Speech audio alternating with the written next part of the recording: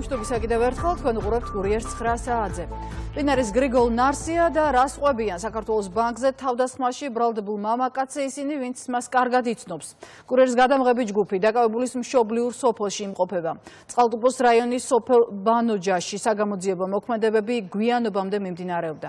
სალომე ბოკუჩავას ვრთავთ პირდაპირ ეთერში. სალომე, თუ არის ცნობილი რა მოიღეს ჩხრეკის დროს სამართალდამცველებმა ნარსიას სახლიდან და საინტერესოა როგორ ახასიათებენ დაკავებულს თანასოფლელები.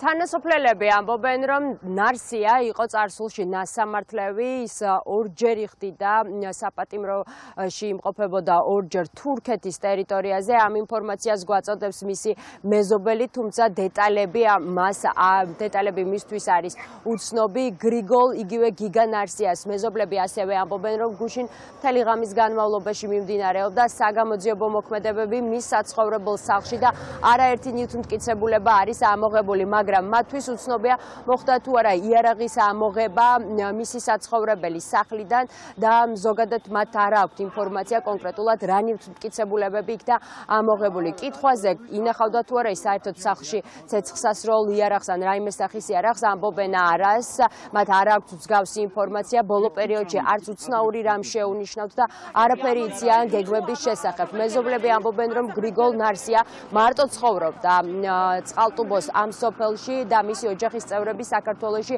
არ იმყოფებიან, მაგრამ ასევე ამახვილებენ ყურადღებას, რომ ეტაპობრივად მის საცხოვრებელ სახლში მოდიოდა მისი მეგობარი ქუთაისიდან მამაკაცი, რომელიც ბიზნეს საქმიანობით იყო დაკავებული. სწორედ ამიტომ ნარსიას საცხოვრებელ სახლს როგორც იყენებდა როგორც პარკინგის საშუალებას, სწორედ ამიტომ ნარსიას სახლში არის განთავსებული დაახლოებით 7 ძვირად ღირებული ავტომობილი.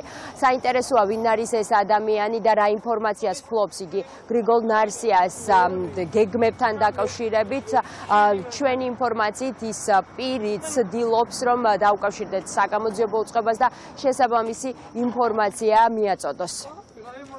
რა წაიღეს არ ვიცი, დავინახე, რომ ტანსაცმლის მაგვარი იყო, სხვა არაფერი. ჩამადანი ეკავათ ერთი ხელში, მაგრამ მანქანები ეგი გიგასი არ არის. ამის პატრონი მოვიდა, იმას აქ ბიზნესი და აქირავებს მანქანებს. რო წაიღეს გადავინახე, მაგრამ რა წაიღე ჩვენ არ გვინახია პირადად. ისე იარაღი ქონდა სახლში რა იყო? არ არის, არ არის, პრემატური იყო იგეს, რომ ეს ეს იარაღი ქონდა. გადიოდა პერიოდულად, მიდიოდა, მოდიოდა. სად მიდიოდა მოდიოდა? საზღვარგარეთ. და რომელ ქვეყანაში მაგალითად? რა ვიცი, საბერძნეთში დედა ყავს, შეიძლება იქ მიდიოდა. ეს მანქანების ბიზნესი რა არის ეს მანქანები? ეს მეგობრისა, ალბათ მივა დღესაც მივა აი ბიჭი, ეს თვითონ ნახავენ რომ გაფორმებულია სხვის სახელი იმისა რა. რაც რომ ახსოვს დებოში არ იყო, მაგრამ და კაი გამარჯვებისთვის აღარაფერი არ ვწევდი. წარსულში ნასამართლევი თუ ორჯერ ავონი თურქეთში. თურქეთში რაზე? მაგ არ ვიცი ახლაზე. ორჯერ არის? ორჯერ არის ნასამართლე. დიდი ხნის განმავლობაში იყო საპატიმროში. კი არ ვიცი, ერთ წელზე მეტი მაინც იყო.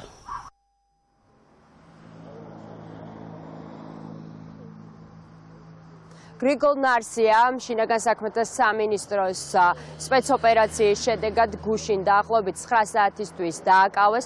მას ბრალს სავარაუდოდ დღეს წარუდგენენ. მადლობა სალომე, სალომე ბოკუჩავა იყო. 37 წლის გრიგოლ ნარსიას ქუთაისში საქართველოს ბანკის ფილიალზე თავდასხმის ფაქტზე ბრალი ოფიციალურად დღეს უნდა წაუყენონ. ნარსია სამართალდამცველებმა 9 საათიანი სპეცოპერაციის შედეგად აიყვანა. შეერღებული პირი ქუთაისში რუსთაველის გამზირზე მდებარე საქართველოს ბანკის ფილიალში გუშინ შეიჭრა. მთავარი მოთხოვნის თავდაპირველად 2 მილიონი ლარის მისაღებად თავდამსხმელმა 14 პირი მძევლად აიყვანა. ისინი სამართალდამცველებმა ეტაპობრივად გაათავისუფლეს. თავდამსხმელი კი ბრალდებულის სახით ადგილზე დააკავეს. მომხდარზე ძიება სისხლის სამართლის კოდექსის 3 მუხლით მიმდინარეობს. საუბარია ტერორიზმზე, მძევლების აყვანასა და იარაღის უკანონო შენახვადარებაზე. დატრიალდება.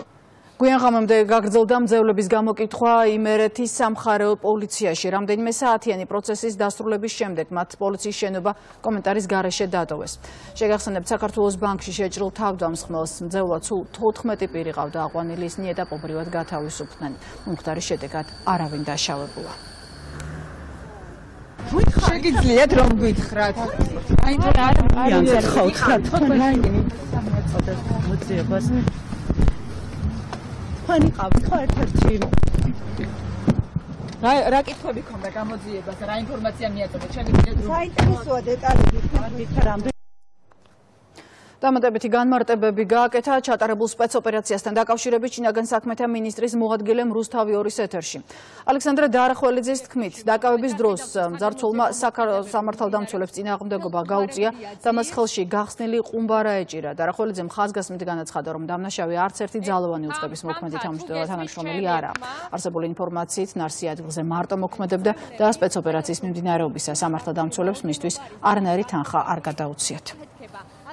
9 საათის განმავლობაში გრძელდებოდა სპეცოპერაცია.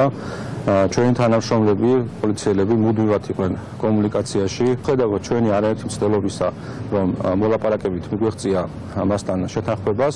მან, რა თქმა უნდა, ჩვენი არც ერთი თხოვნა არ გაითვალისწინა. დაიგეგმა სპეცოპერაცია, განსაკუთრებულ დავალებათა დეპარტამენტის თანამშრომლებმა მოახერხეს შეღწევა ბანკის შენობაში. მას თან ჰქონდა გახსნილი ხელყუმბარა. შესაძლებელი ინფორმაციით ეს ხელყუმბარა იყო ნამდვილი, თუმცა რა თქმა უნდა დანიშნულია ექსპერტიზა და ექსპერტი ზუსტ ინფორმაციას მოგვაწვის. რა თქმა უნდა დაკავების პროცესში მან გასწია წინააღმდეგობა და ჩვენ მოახერხეთ მისი დაკავება. ხომ არ იყო ის რომელიმე ძალოვანი უწყების თანამშრომელი? მე მინდა ერთი რამე დაგიდასტურო თქვენ და უთხრათ ჩვენს მაყურებელსაც, ის არ არის მოქმედი თანამშრომელი. ერთი ინფორმაცია რაც გვაქვს უნდა თქვენს გააჟღერეთ, რომ მხოლოდ მარტო მოქმედებდა ბანკის ტერიტორიაზე, თუმცა თქვათ ვისთან ჰქონდა კავშირი, როგორ დაგეგმა ეს ღონისძიება, რა ტიპის ასე ვთქვათ დანაშაულების ჯგუფში იყო, ამაზე რა თქმა უნდა გამოძიება შემდგომში გასცემს პასუხს. რა ფული იყო, რაც რუსთავი 2-ის კამერამ დააფიქსირა ბანკის იატაკზე? რა თქმა უნდა ჩვენ არანაირი თანხა მისთვის არ მიგვიწია, ეს თანხა შესაძლოა იყოს ბანკში არსებული თანხა.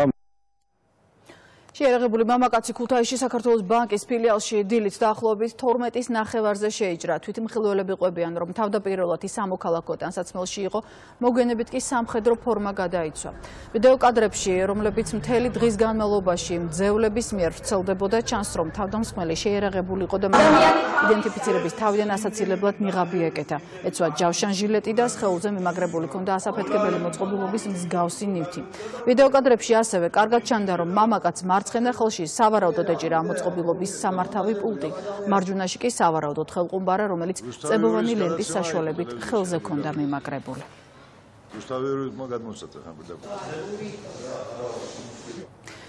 საქართველოს პრემიერ-მინისტრის ვიზიტი შეერთებულ შტატებში გრძელდება. ირაკლი ღარიბაშვილს დღეს დაგეგმილი აქვს მაღალი დონის ორმხრივი შეხვედრები. ხვალ მთავრობის მეთაური გაეროს სესიაზე სიტყვით გამოვა. ღარიბაშვილი უკვე დაესწრო სესიის გახსნის ცერემონიას, რომლის შესახებაც ტვიტერშიც დაწერა.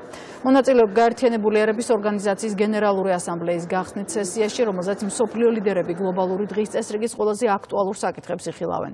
მაქვს პატივი წარმოვადგენთ საქართველოს და პარტნიორებთან ერთად მონაწილეობას ვიღებდე მნიშვნელოვან დისკუსიებში უკეთესი მომავლის უზრუნველს აყოფად, წერს პრემიერი. საქართველოს საგარეო საქმეთა მინისტრი გაეროს გენერალური ასამბლეის ფარგლებში ეუთოს გენერალურ მდივანს შეხვდა. ჰელგა შმიდთან საუბრის დროს ხაზი გაესვა საქართველოს წარმატებულ თანამშრომლობას ევროპის უსაფრთხოებისა და თანამშრომლობის ორგანიზაციასთან. ქართულ მხარემ გენერალურ მდივანს საქართველოს საკითხის ორგანიზაციის დღის წესრიგში მაღალ დონეზე შენარჩუნებისა და კონფლიქტის მშვიდობიანი დარეგულირების პროცესში ეუთოს ჩართულობისთვის მადლობა გადაუხადა. განიხილეს რეგიონში არსებული უსაფრთხოების გარემო და რუსეთის მიერ უკრაინის წინააღმდეგ მიმდინარე სამხედრო აგრესია. აღინიშნა საქართველოს აქტიური ჩართულობა ორგანიზაციის ფარგლებში უკრაინის მხარდამჭერი ქმედებების განხორციელების პროცესში. ყურადღება გაამახვილეს საქართველოს ოკუპირებულ რეგიონებში არსებულ ვითარებაზე.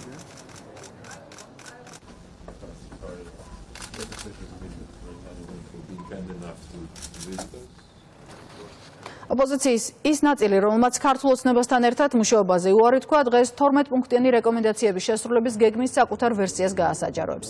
როგორც მმართველი გუნდის ოპონენტები ამბობენ, წარმოდგენილი იქნება კომპრომისული მინიმალური პაკეტი, თუ რა შემთხვევაში ჩაითვლება ევროკავშირის რეკომენდაციების შესრულებულად. ქართულ ოცნებაში კი თვლიან, რომ ოპოზიციის ალტერნატიული გეგმა პროცესებს დააზიანებს.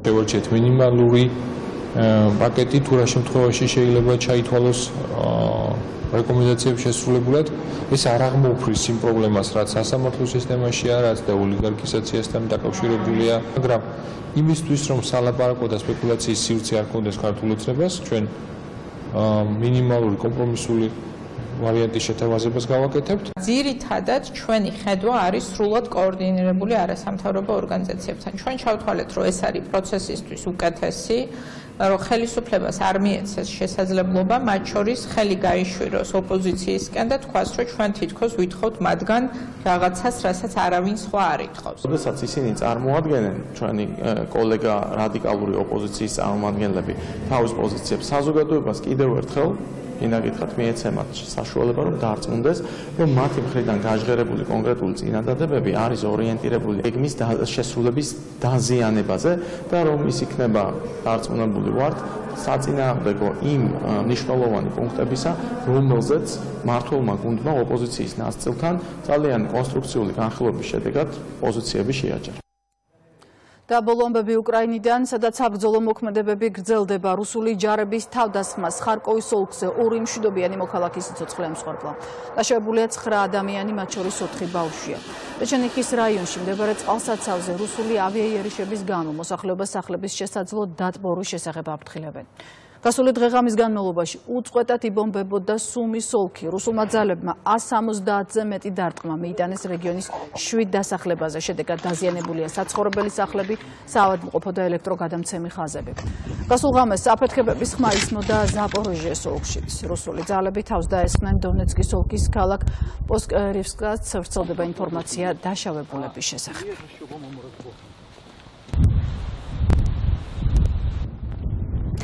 ასეთი იყო კურიერი 9-ზე, მე 10-მდე გემშვიდობებით, დრაფით.